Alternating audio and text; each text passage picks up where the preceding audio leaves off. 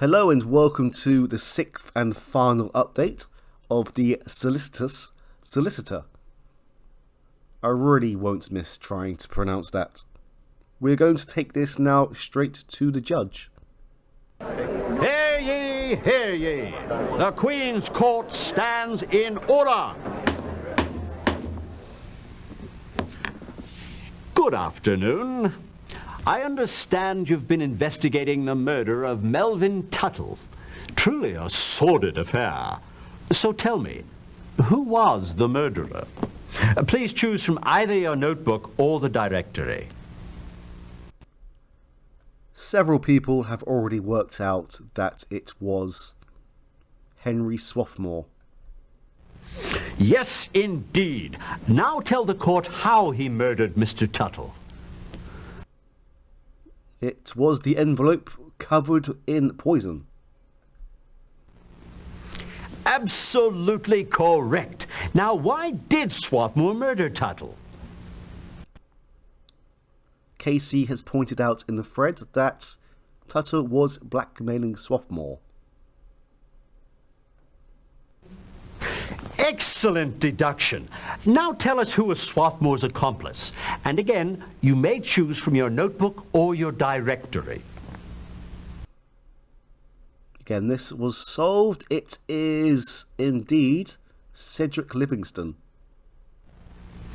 You are correct. Now tell the court what role Mr. Livingston played in the murder of Melvin Tuttle. He was Swarthmore's partner. They have been known to, well, hang out together, I suppose. And Livingston was a sailor, and he, at one time, engaged in trade with China. So he's pretty much the only source that we know of who was in that region at any point in his life. Well, apart from the cleaner. Fine job. Perhaps you should consider a teaching post at the Sherlock Holmes School of Deductive Reasoning. Thank you so much for solving the case. This court is recessed. Until next time, of course. My word, dear Holmes. Perhaps we are in the wrong business altogether. If we had been top-notch, we should have cracked this case in less points. I think I'll ring up the university immediately and see if we might enroll in a detective course.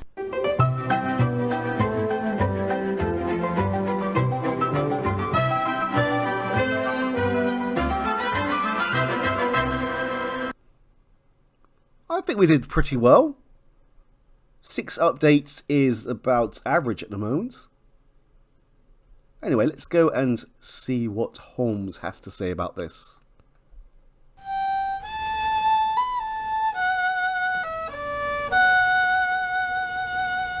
Another migraine coming on?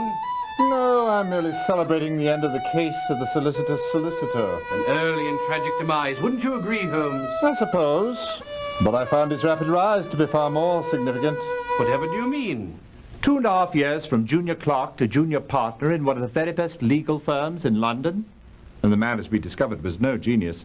I was fascinated to understand the circumstances of his promotion. Mrs. Cartwright? Yes, that connection provided an interesting scenario. What began as a favor to Mr. Cartwright blossomed into an affair with his wife. Tuttle no doubt saw it as a golden opportunity for advancement and used his copious charms on her. Mrs. Cartwright in turn went to work on her husband, showering unstinting praise on Mr. Tuttle. Over a period of time, Mr. Cartwright, who thought the world of his wife, began to believe that a promotion was in order for Melvin Tuttle. The perfect scenario for murder. Husband discovers truth, takes an unscheduled leave of absence, plans and commits the crime. In another case, perhaps, but not in this one. You see, both Mr. Cartwright and Mr. Swarthmore were party to the decision to promote Tuttle. Well, why should Swarthmore decide in Tuttle's favor? What did Tuttle have on him? What made you first suspect Swarthmore? The envelopes. The envelopes?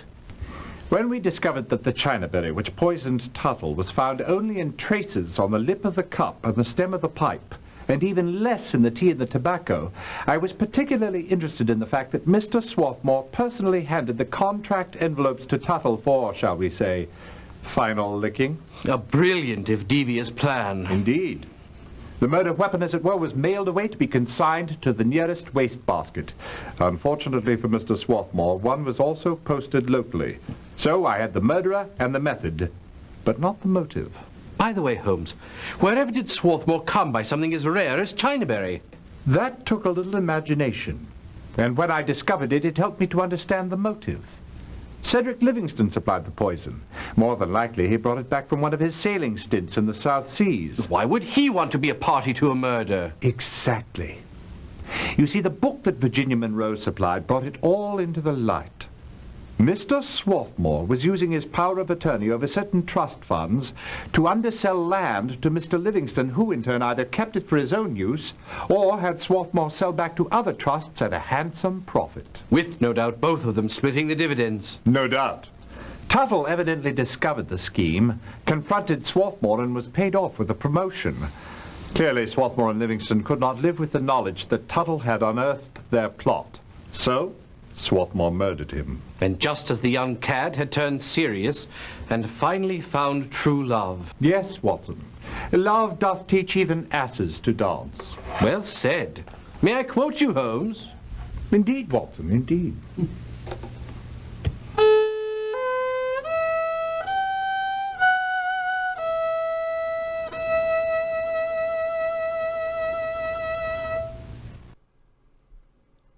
And there we have it. It seems like Holmes's migraine has disappeared. Anyway, I will be back soon with the next case, which I believe is the case of the banker's final debt. Thank you for watching. I'll see you again soon. Take care. Bye-bye.